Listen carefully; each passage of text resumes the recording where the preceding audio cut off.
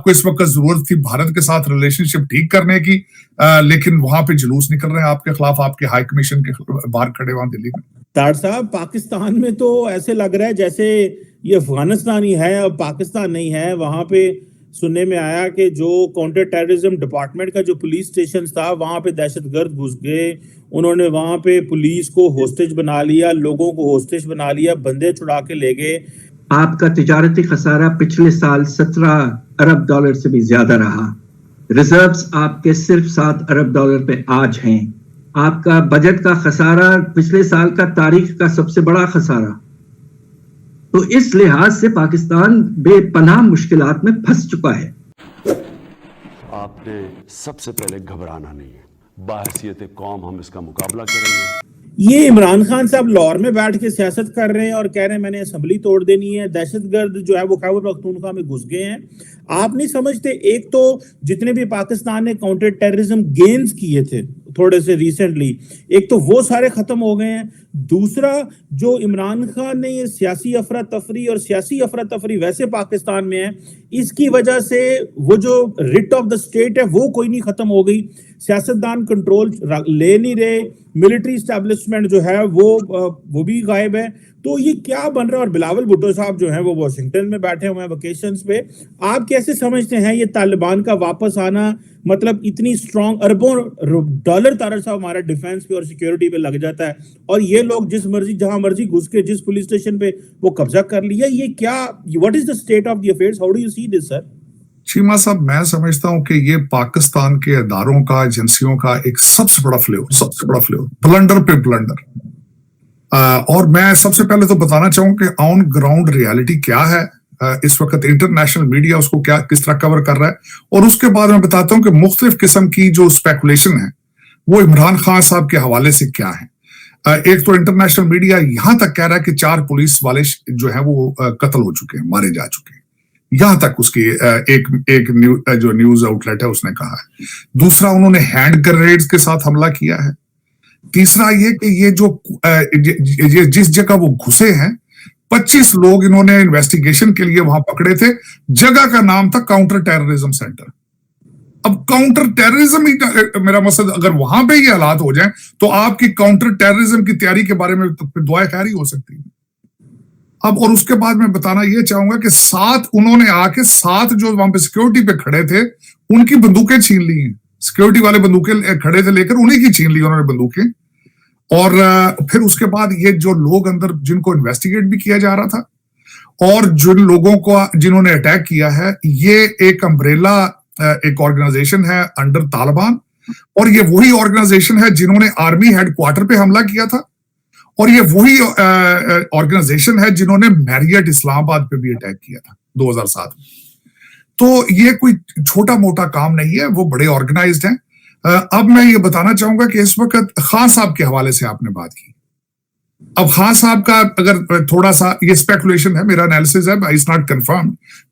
मैं सुन रहा हूं मुख्तलिफ लोगों की बातें। तालिबान, खान साहब का नाम तालिबान खान था। खान साहब सिंपथाइजर थे तालिबान के साथ। खान साहब हमेशा सॉफ्ट स्पोकन थे उनके साथ। लोग यहां तक भी स्पेकुलेट करते हैं कि क्योंकि केपीके में इनकी गवर्नमेंट है, they are originally requesting them to put the pressure on the establishment. आप उसकी वजह वो, क्योंकि इसका जो वाज़ेह सबूत यहां से मिलता है, खान साहब ने आज तक किसी चीज को कंडेम नहीं किया तालिबान रिलेटेड। खान साहब ने आज तक तालिबान के खिलाफ कुछ सख्त अल्फाज इस्तेमाल नहीं किए। तो लोग फिर 2-4 को जब जमा करते हैं तो उसमें लगता यही है कि द पीटीआई, केपी की government, they are soft with Taliban, TTP. तो टीटीपी के हवाले से अब उसके बाद मैं ये देखना ये चाहूंगा कि ये सिर्फ एक वाकया नहीं है। सूबा सरहद के अंदर वो मुसलसल भत्ता ले रहे हैं, और जो एक और स्पेकुलेशन और एक चीज को तफवीर, ज्यादातर भत्ता वो लेटर केपी पीटीआई के लोगों को लिखते हैं, किसी और पार्टी को नहीं लिखते। स्वात के अंदर उनकी मौजूदगी, उनका निकलना, स्वात के लोगों का एहतजाज में निकलना, ये सारी चीजें मौजूद हैं। लेकिन मैं समझता हूं कि हमारे अदारे कहां हैं आज? हमारी 6 लाख की द मोस्ट सोफिस्टिकेटेड आर्मी, तब दुनिया में मुसाद के बाद दूसरी स्ट्रॉन्गेस्ट ISI, वो आज किधर है? वो जो अगर बाजवा साहब का स्केड्यूल देखा जाए या सारी चीजें देखी जाए तो वो तो एक सियासत में इन्वॉल्व थे, सियासी थे, लेकिन हमारे जो नए शाह साहब है, सैयद साहब, वो तो सियासी नहीं है। और दूसरा 6 लाख की फौज सियासत में आ गई है। कुछ थोड़े से बंदे तो बॉर्डर पे छोड़ देते हैं आप हिफाजत के लिए। वाकई बहुत बड़ा काम है असेंबलियों को चलाना, अदालतों को मैनेज करना, बहुत बड़ा काम है, task is not that easy. लेकिन इनको जवाब किसने देना? PTI वालों ने देना जवाब, इसको मौलाना फजलुर रहमान ने जवाब देना है, इसको घंडापुर ने जाके रोकना इन लोगों को। तो ये आज दर हकीकत, एक और मैं बात बताता हूं, आज आपने इनको जवाब ना दिया तो कई फ्रंट खुल जाएंगे आपके, ये भी बता रहा हूं। पीपल आर टेस्टिंग यू, क्योंकि आप इतने कमजोर हो चुके हैं, आप इतने लाचार हो चुके हैं कि, और आपका फॉरेन मिनिस्टर को आज शाम की फ्लाइट से वापस जाना चाहिए था, लेकिन वो एम्बेसी में बैठ के दिन में 3 इंटरव्यू दे रहे हैं मुख्तलिफ न्यूज एजेंसीज को। जिस तरीके से किसी ने उनके कान में कह दिया कि next prime minister of Pakistan is you, that's exactly how he is behaving sitting in the Pakistan embassy in Washington DC। क्या जरूरत थी इस वक्त प्राइम मिनिस्टरशिप की कैंपेन चलाने की? क्या पाकिस्तान को जरूरत है इस वक्त के नया लीडर एक आए, जिस तरह आपके नाना फॉरेन मिनिस्टर थे, जिस तरह उन्होंने यूनाइटेड नेशंस के अंदर आके फाड़े थे कागजात, आज आप अपने ही पेट्रोलियम मिनिस्टर को डिनाई कर रहे हैं। आपने कई और नए फ्रंट खोल लिए हैं। आपको इस वक्त जरूरत थी भारत के साथ रिलेशनशिप ठीक करने की, लेकिन वहां पे जुलूस निकल रहे हैं आपके खिलाफ, आपके हाई कमीशन के बाहर खड़े वहां दिल्ली में।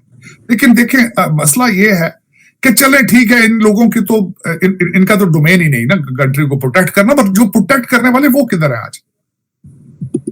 अगर मुझसे जाती तौर पे पूछा जाए, जिस तरीके से बन्नू में और जिस तरह आपके लोगों को मारा जा रहा है, 115 पुलिस वाले KPK में पिछले साल मारे हैं तालिबान ने। इस वाकये के बाद आपको चाहिए था कि आपकी फौजें अफगानिस्तान के 25-25, 30-30 मील अंदर घुस जाती जाके, ताकि कोई रिटेलिएट किया जाता, बताया जाता कि वी आर स्टिल अलाइव।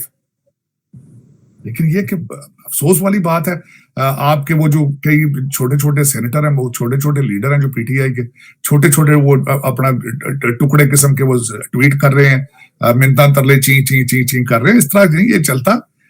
वो they have ambitions, they have sport at the same time, they have agenda at the same time, and you are calculated, you are predictable.